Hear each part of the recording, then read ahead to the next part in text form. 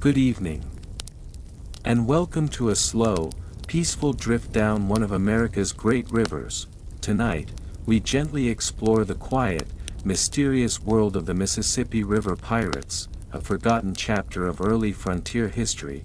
As you settle in, let your shoulders relax, let your breathing slow, and allow the soft rhythm of this story to guide your mind away from the day. We'll move calmly through old river towns, fog-covered islands, and the silent places where travelers once drifted beneath the moonlight. No rush, no noise, only a gentle journey into the past. So if you're ready, let your eyes grow heavy, and let the calm flow of history carry you toward rest. The story begins in the early days of the American frontier, a time when the Mississippi River flowed through vast stretches of quiet wilderness, untouched forests, and small, scattered settlements. Travelers from the north would build simple flatboats out of rough timber, and with only the gentle push of the current, they drifted slowly south toward busier ports and warmer lands. Life along the river moved at a slow, steady pace.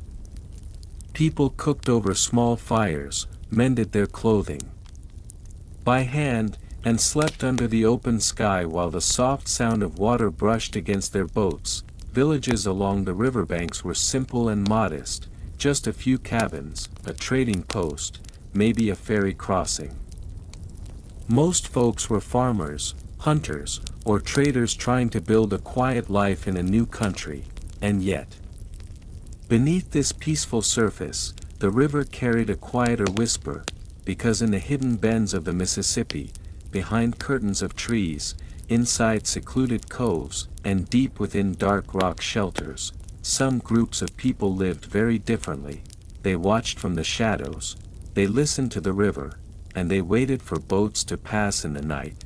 These were the early Mississippi River pirates, not the colorful figures of ocean tales, but frontier outlaws who blended into the wilderness and used the river's vast, lonely stretches to their advantage. Their world was secretive, hushed, and shaped by the slow rhythm of the water, and as more travelers floated down the Mississippi, their stories, quiet, unsettling, and often mysterious, began drifting through the frontier like a soft rumor carried by the current. The story begins along the wide, wandering stretch of the Mississippi River. A place where the water moves slowly, like a great, breathing creature resting in the heart of America. In the early frontier days, when the land was still quiet and unsettled, this river was the lifeline for countless travelers. People drifted along its currents not with the rush of urgency, but with the simple acceptance that the river decided the pace. Imagine standing on its banks in those distant years. The morning is soft, and the air is cool. A thin fog lies low across the water, turning everything pale and silvery, as if the world has been brushed with a gentle wash of light. The smell of damp earth rises from the shoreline. Leaves move with the slightest whisper, stirred by a calm breeze. From far away, you might hear the faint creak of a wooden boat shifting in the current. Slow, steady, unhurried, travelers in those days built their vessels from rough timber, flatboats, rafts, small skiffs that floated quietly along the river's long spine. These boats carried families, traders, and wanderers seeking new beginnings in places most people had only heard stories about. The journey could take weeks, sometimes months. But few people minded. The slow pace allowed time to breathe, to watch the world drift by like a moving tapestry of forests, sandbars, and endless stretches of water. Life on these boats was simple. People cooked over small clay stoves or open coals, stirring meals that simmered gently while the boat glided downstream. At night, they rested on straw mattresses or folded blankets, listening to the soft lap of water against the wooden planks beneath them. The moon often hung bright above the river, its reflection dancing like a shimmering path laid across the waves. And the stars, without the glow of modern lights, looked close enough to touch, but even in such quiet beauty, the river held secrets. Travelers spoke of them in low voices as they prepared their camps or tied their boats for the night. The Mississippi was enormous, stretching thousands of miles through untouched wilderness. Much of it was remote, with thick forests crowding the banks, their branches leaning over the water like dark curtains. And behind those curtains, beyond the tangle of roots and vines, there were places where sunlight rarely reached. People said that in these shadowed stretches, a person could feel watched without ever seeing a face. A rustle in the brush, a soft snap of a twig, a flicker of movement in the corner of the eye. Perhaps it was only wildlife, a deer, a fox, a sleepy raccoon moving through the leaves. But sometimes, travelers wondered if something else lingered there. Someone who knew the river better than anyone else. Someone who followed its currents in ways most would never dare. Still, the journey continued. Day after day, the river carried people southward, past small frontier villages where smoke drifted peacefully from chimneys, and children played near the docks with wooden toys carved by their parents. The houses were small, simple log cabins with roofs of split shingles, but warm light filled their windows at dusk.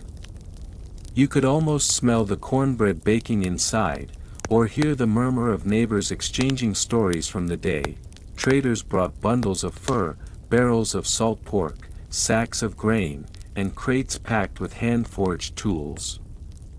Farmers drifted past with their animals, chickens clucking softly, pigs grunting lazily, cows tied gently at the side of the boat.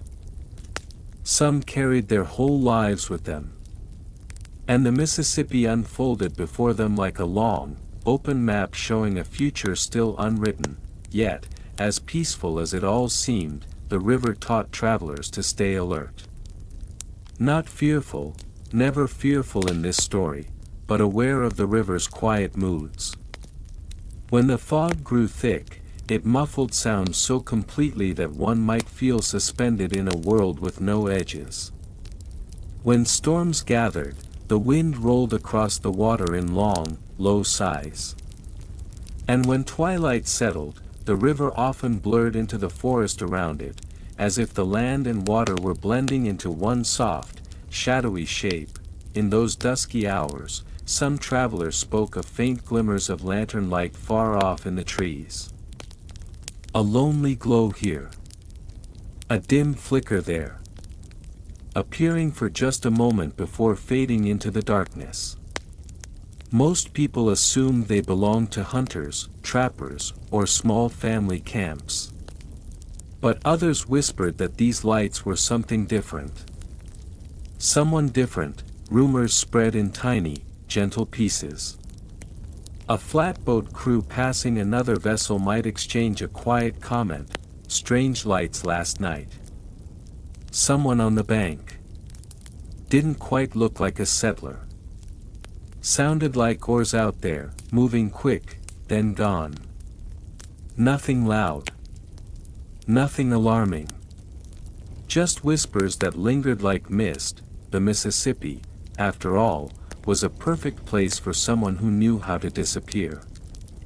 The dense forests provided shelter. The caves carved into the river bluffs offered hiding places. And the many winding channels allowed anyone with sharp eyes and quick hands to slip away unseen.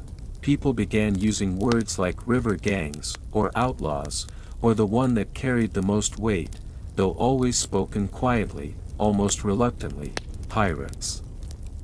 Not the dramatic pirates of far-off seas, but men of the frontier.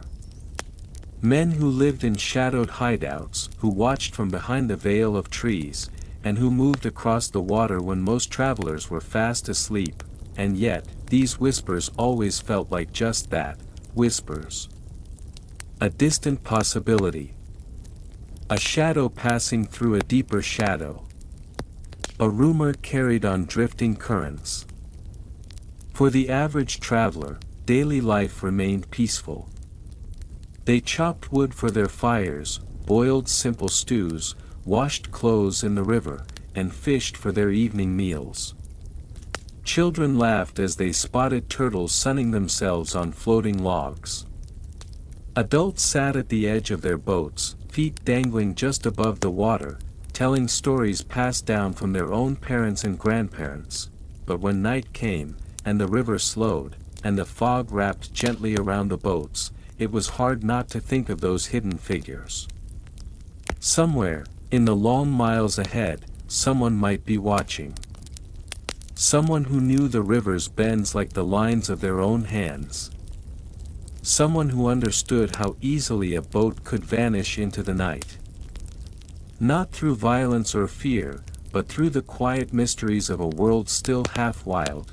As the river grew darker, and stars glimmered like tiny lanterns overhead, the travelers often gathered together in soft conversations. They wondered how many people had passed this same route before them. How many had seen the same trees, heard the same birds, felt the same tug of the current. They wondered about the old stories of men who lived outside the rules of towns, men who drifted silently at night in narrow boats, leaving barely a ripple in their wake. No one knew exactly who these river outlaws were, or where they had come from. Some said they were former hunters or trappers who had lost their way. Others claimed they were bandits from distant towns who found refuge in the wilderness. A few believed they were people who simply preferred the quiet freedom of the river to the constraints of society, and then there were those who thought the truth was even simpler, that the river, vast and unpredictable, created its own kind of person, someone shaped by the currents, by the solitude, by the endless movement from one place to another. Someone who became part of the river itself. Whatever the truth was, it mingled gently with the night air, like a story waiting to be told. But not yet ready to reveal itself completely. As the first part of our journey comes to a close, the river settles into a deep calm. The water grows still. The fog lowers itself softly. Somewhere in the distance, a lone owl calls from the trees, its voice echoing just once before fading into silence. You can almost picture a lantern swinging faintly behind the branches. Or perhaps it's only fireflies drifting above the ground. For now, you rest with the travelers, floating gently on the Mississippi as the night wraps around you like a warm quilt. There is more to the river's story. More to discover in the next part. And somewhere ahead, around a quiet bend in the water, the world will shift just slightly, revealing a new piece of the mystery. The Mississippi River is known for its long, winding journey. A journey full of gentle turns, broad stretches of open water, and deep bends where time feels as though it pauses. As the travelers drifted into one of these bends, they sensed a subtle difference, the kind that doesn't stir fear, but instead invites curiosity. The river grew narrower here, just a little. Enough that the branches overhead brushed closer, forming a canopy of soft green shadows. Sunlight filtered through the leaves in delicate patterns, laying patches of warm gold on the surface of the water. The gentle splash of oars echoed a bit longer than usual, bouncing softly off the riverbanks. One of the older members of the group, an experienced flatboat guide, lifted his head and listened to the silence. He had traveled this part of the river many times, and though nothing looked unusual, he sensed the quiet shift. Not worrying, not alarmed. Only attentive.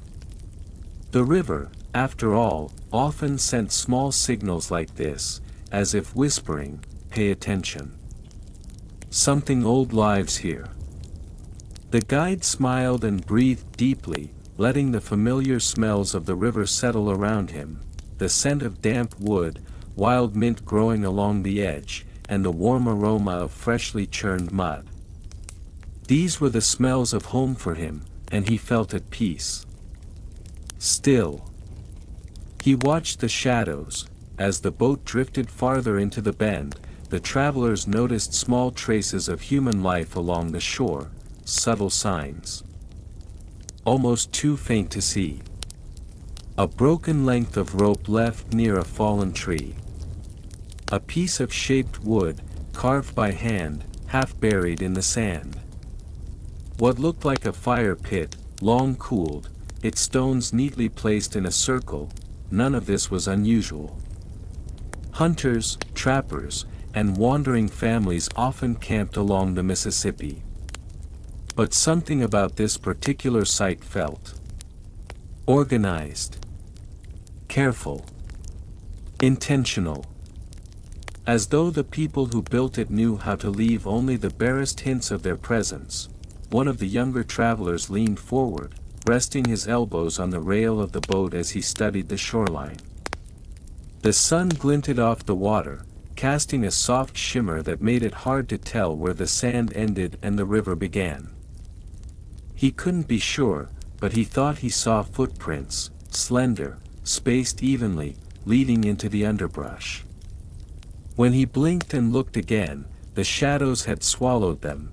The others didn't press him when he mentioned it. People often saw odd shapes or impressions along the riverbanks. The Mississippi was a place of shifting stories. Just as the water changed, so did the land. Sandbars moved. Trees fell. Footpaths appeared and disappeared. Still, many in the group felt a quiet curiosity settle over them. They continued downstream, letting the river carry them deeper into the bend.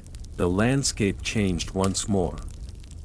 Tall limestone bluffs rose on one side of the river, their pale faces streaked with moss and age. Trees clung to the edges, roots twisted into the cracks like fingers holding on. Small caves dotted the rock walls, dark openings that looked like the river had carved them over countless years. These caves had long been part of local stories. Guides spoke of them with a mix of respect and wonder. Some believed they were once used by native tribes as shelters or lookout points. Others thought they were the hidden hideouts of trappers escaping the harsh winter winds. And a few, just a few, whispered that men who lived by no rules but their own sometimes used these caves as secret gathering places.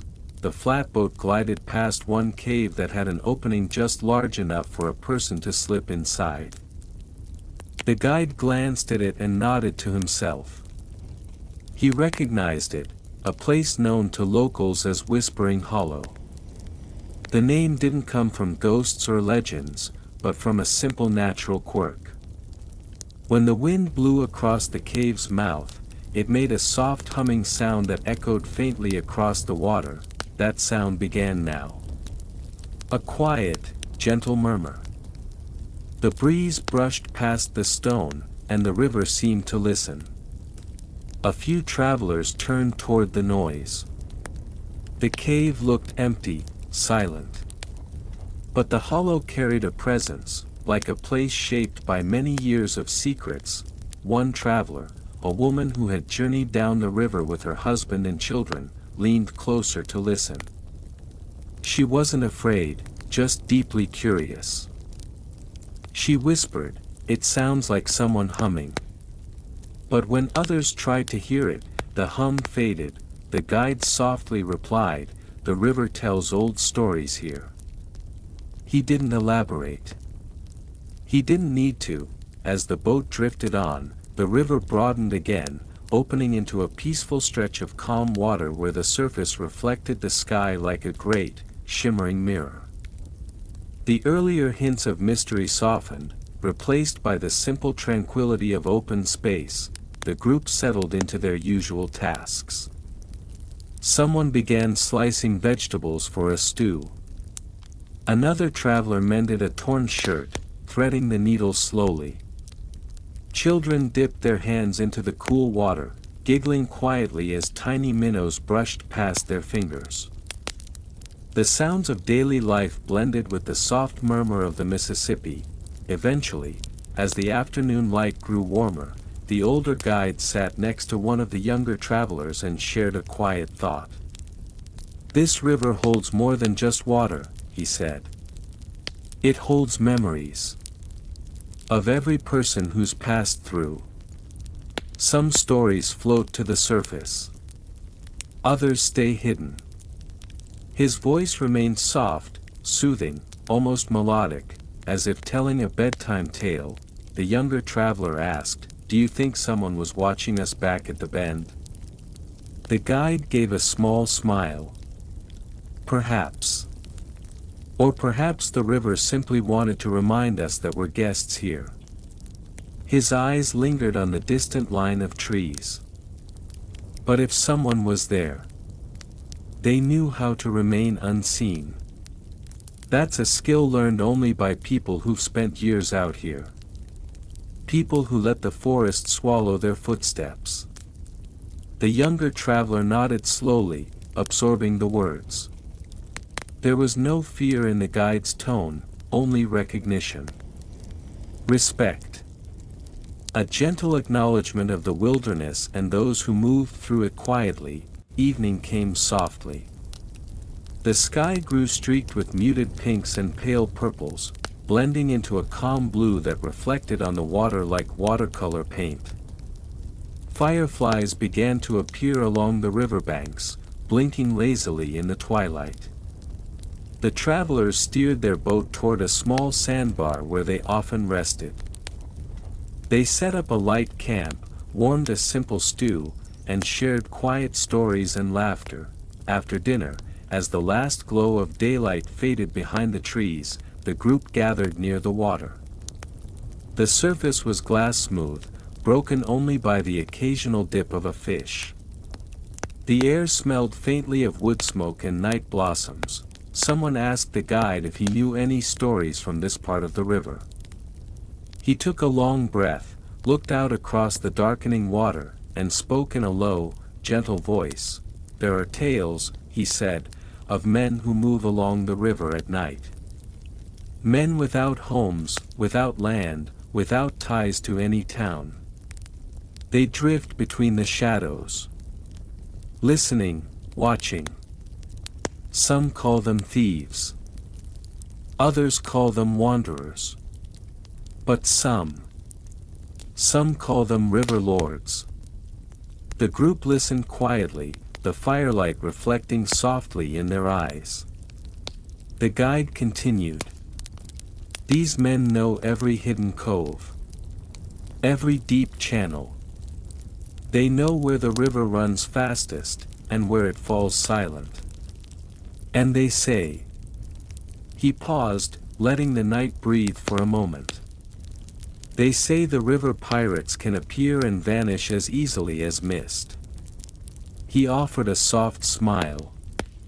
"But those are only stories. The river carries many of them." A gentle breeze moved through the trees, and the water rippled faintly, as though agreeing. As the travelers settled down to rest, the stars appeared one by one above them. The night felt peaceful, wrapping itself around the camp like a comforting blanket. Nearby, the caves and forests stood silent.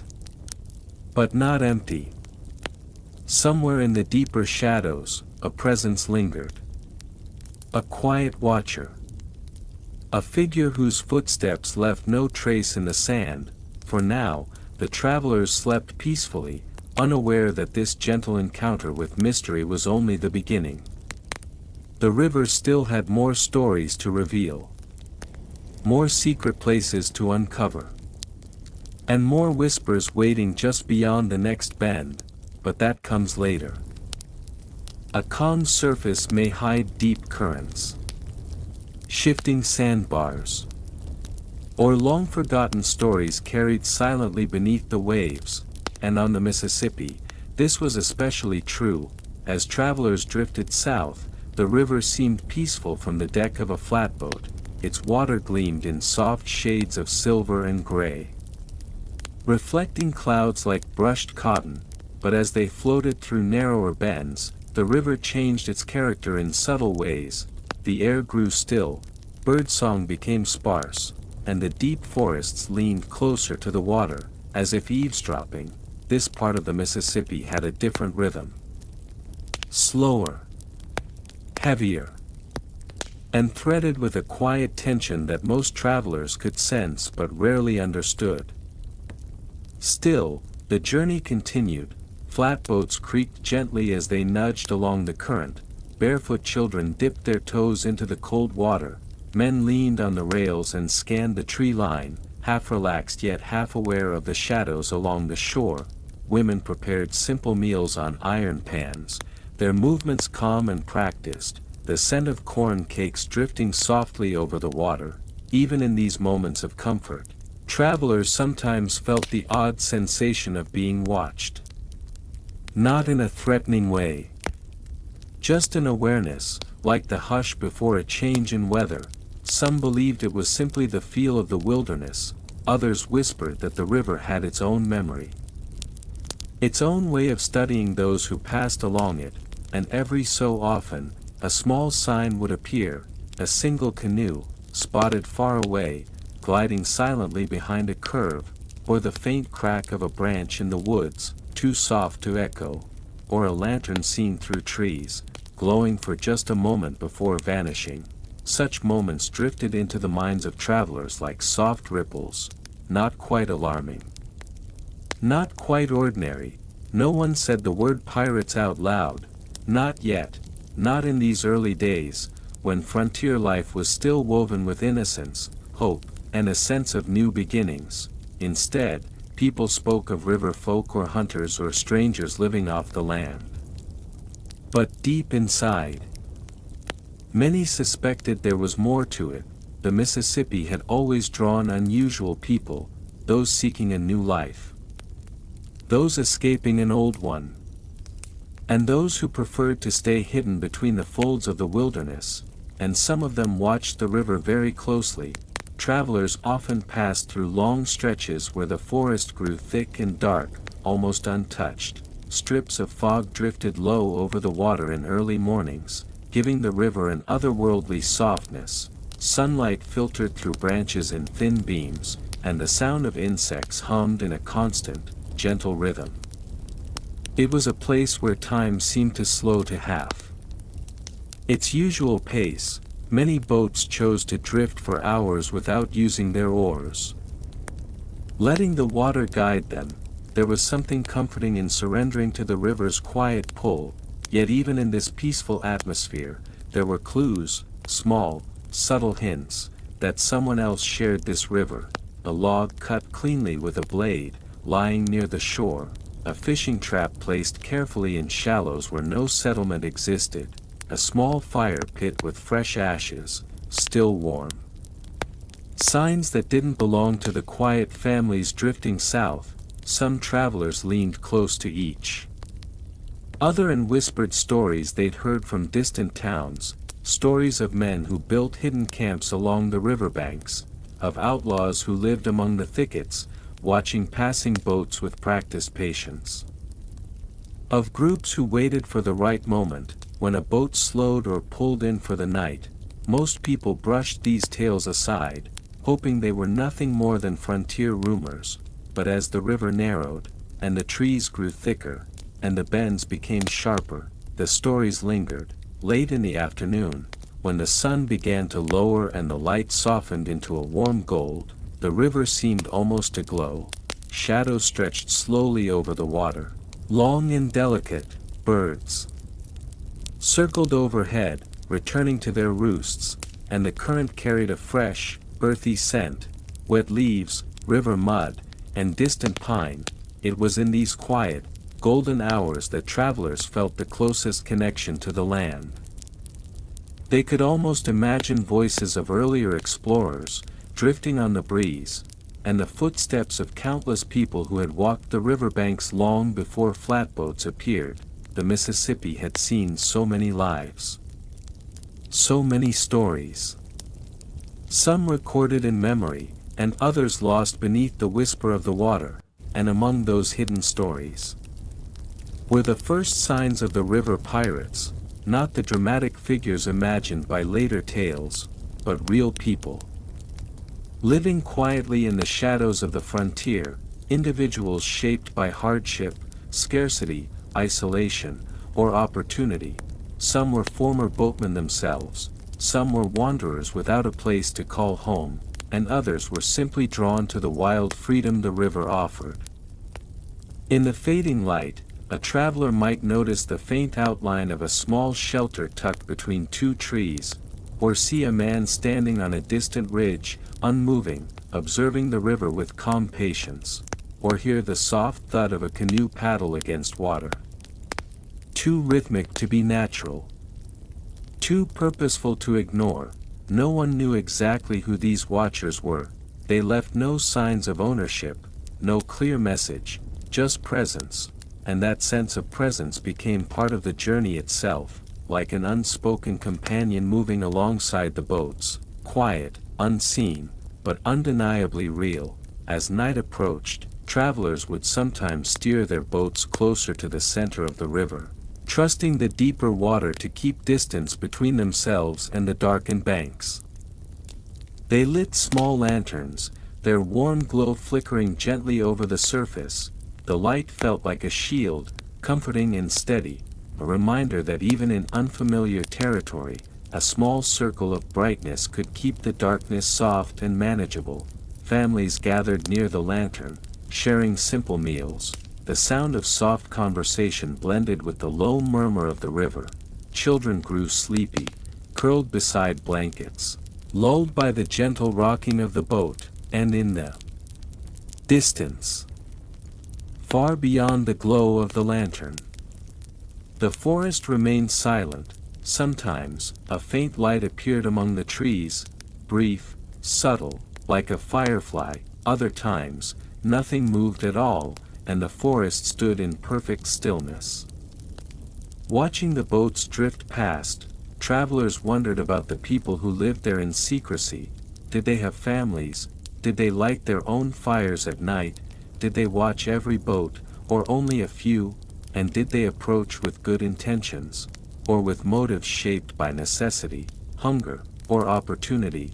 No one knew for certain, but as stories of the river pirates slowly began to circulate among the settlements, a quiet sense of caution settled over these waters, not fear, just awareness, a soft understanding that the Mississippi was more than a river. It was a world of its own, wide and wandering, filled with people who lived by its rules, people who understood its secrets, and people who moved like shadows within its hidden bends. As travelers drifted onward, they accepted that the river held mysteries they might never fully grasp, and in a strange way, that mystery added to the wonder of the journey, because the unknown has a way of settling into the imagination, gently, like mist on the water. As our story for this part draws to a close, imagine the boats continuing south under a sky sprinkled with stars. The lantern light flickers softly across the surface of the river, the forests rest in deep silence, and far away, somewhere within the darkness of the trees, unseen eyes continue to watch the drifting vessels with a quiet, patient understanding.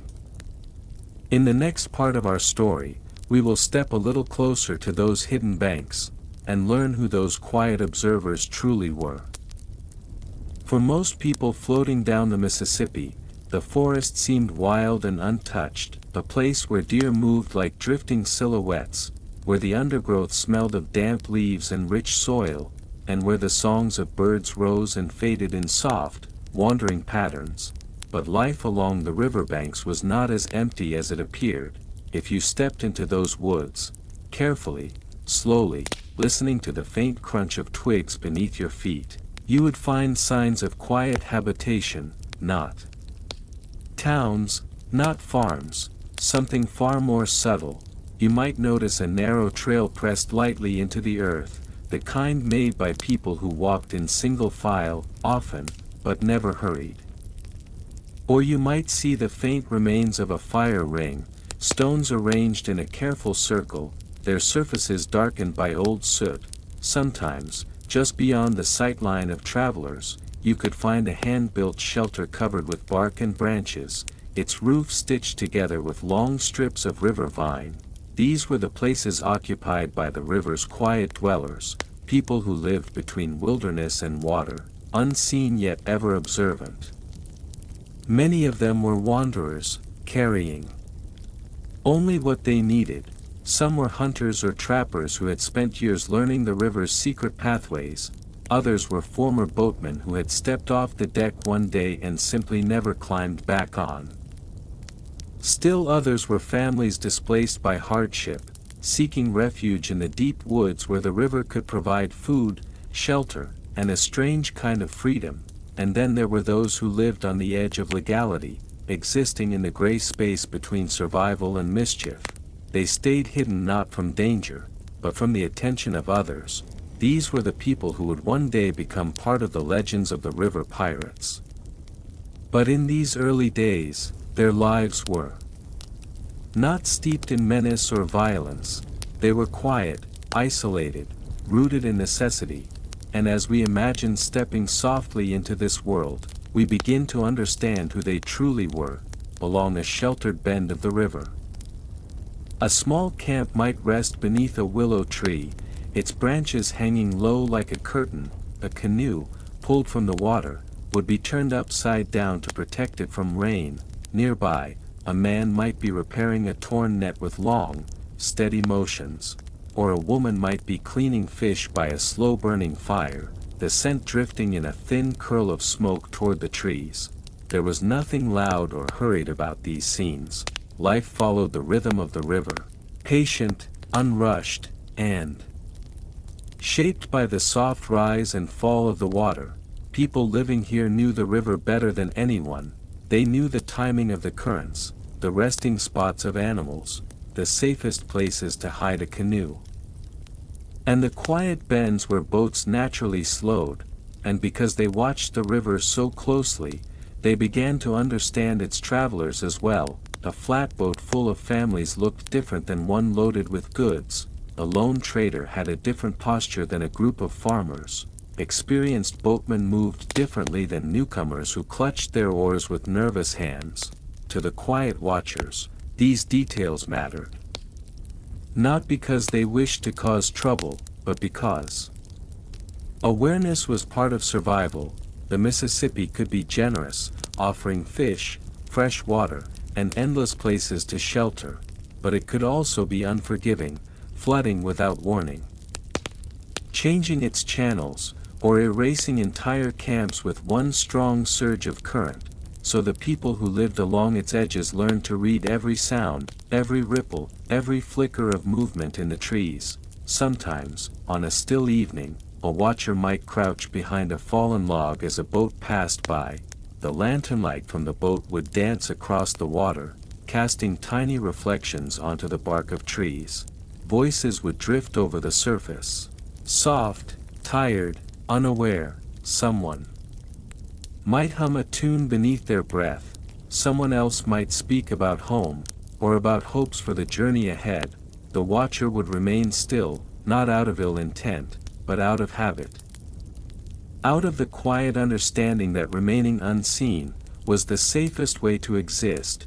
In these moments, the river's inhabitants and its travelers shared the same space, the same night, the same current, yet remained worlds apart. Days passed slowly in this hidden life. People woke with the first pale light of dawn, dew collected on leaves, sparkling like tiny beads of glass. Birds called from the canopy in gentle, awakening notes. The river, cool and steady, sent up a faint mist that brushed the air with softness. Those living along the banks would gather water, check their traps, or mend clothing worn thin by the wilderness. They knew how to travel through the forest without bending a branch, how to cook without letting smoke rise too high, and how to move a canoe silently across the shallows. Their skill was not the result of training, but of time, years spent living parallel to the river, listening, watching, learning, and as more travelers began drifting south, these quiet people observed something else: opportunity. Not greed, not ambition, simply the thought that the river brought more than fish and shelter. It brought goods, tools, food, supplies, objects that could make life a little easier, a little safer, a little less uncertain. Some watchers considered approaching travelers to trade, but fear often held them back. The frontier was filled with misunderstandings. People did not always trust those who lived outside settlement boundaries, so instead of open trade, some began to take small things, left unattended on boats anchored for the night: a piece of cloth drying on a line, a tin cup, a coil of rope, little things, simple necessities. The travelers, waking to find something missing, often blamed the wind, or their own tired memory. Few suspected people lived so close, and slowly, almost imperceptibly, this quiet borrowing began shaping a new identity for the river's hidden inhabitants, not malicious, not violent, just unseen hands in the night, taking only what was needed. But over time, as settlements grew, as money became more common, as goods on boats became more valuable, the temptation to take more began to form, not for wealth, but for survival. Life along the banks was fragile: a harsh winter, a failed hunting season, a storm that swept away stored supplies, could push someone to desperation, and desperation has a way of changing people, slowly, quietly, like erosion on a riverbank. But for now, in our story, we remain in the early years, when the watchers of the Mississippi were still simply that: watchers, observers of the river's wandering life, people who lived between shadow and water, guided by the need to stay hidden. As evening falls at the end of this part, imagine the river reflecting the sky's soft purples and fading gold. A small campfire burns low beneath the trees, its light barely visible from the water. A man sits beside it, sharpening a simple tool. A woman hums quietly while weaving cord from plant fibers. A child sleeps curled beneath a blanket sewn from old cloth. This hidden world feels still, timeless, and deeply connected to the land. And as the travelers drift past, their lanterns glowing in the night, the quiet people of the riverbanks watch in silence, knowing that their lives and the lives of those on the water will one day intersect in ways no one yet imagines. For now, the river carries everyone onward, toward change, toward choice, toward the beginnings of a legend that history would later call the Mississippi River Pirates. In the next part of our story, we will move closer to that turning point, to the moment when the river's quiet watchers begin stepping out of the shadows. For years, the hidden people of the Mississippi riverbanks lived peaceful, quiet lives. They fished at dawn, gathered berries in the cool morning air, traveled narrow forest paths shaded by tall pines, and slept beneath the comforting rustle of leaves swayed by night winds. The river provided enough, or almost enough, to survive. But sometimes, almost wasn't quite enough. One season, the fish swam deeper and became harder to catch. Another season, storms washed away stored supplies. A harsh winter might last longer than anyone expected, pressing the people of the river into hunger that drifted into their thoughts like a cold fog. And in these moments of difficulty, their eyes turned to the boats floating past, full of warm blankets, stacked barrels, and crates storing food or tools. The river, once simply a source of life, began to look strangely like a path lined with possibilities. Not riches, not treasures, just small things that might lighten the weight of survival. At first, the shift was barely noticeable. If a boat tied itself to the riverbank for the night, one of the watchers might quietly approach, their footsteps almost silent on the damp soil. They would look, not for valuables, but for something simple: a bit of rope, a scrap of cloth, a handful of dried beans left too near the edge, and more often than not. They took only enough to ease the pressure of the day, nothing more. Most travelers never realized anything was missing. Those who did often blamed the river itself. Perhaps the current tugged something overboard, or perhaps their tired hands had misplaced an item. Life continued much as it always had, unhurried and quiet, but small shifts can create larger ones. A season of want might pass, yet the memory of hunger lingers, and necessity slowly blends with familiarity. The watchers became more aware of which boats carried goods, which boats moved slowly, which boatmen seemed inexperienced. They learned the rhythms of travelers, when they cooked, when they slept, when they were least alert beneath the soft glow of lantern light.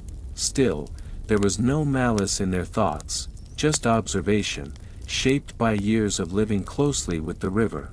As we drift gently into this part of the story, imagine one particular evening, the sky washed in gentle blues and quiet violets, storm clouds dissolving into thin streaks. A flatboat drifts toward a sandy bank to rest for the night. A family aboard it prepares a simple meal, there. Voices floating softly over the water. Behind a screen of tall grasses and willow branches, two watchers kneel silently, a man and his older daughter. They are thin from a hard spring. Their clothing patched in several places, their faces drawn but calm. They do not speak, they do not step forward, they simply observe, waiting to see whether the family will leave anything unattended. When they settle down to sleep, the daughter's eyes linger on a small bundle, a bag of dried apples, tied loosely beside the cooking pot. Something simple, something that could help.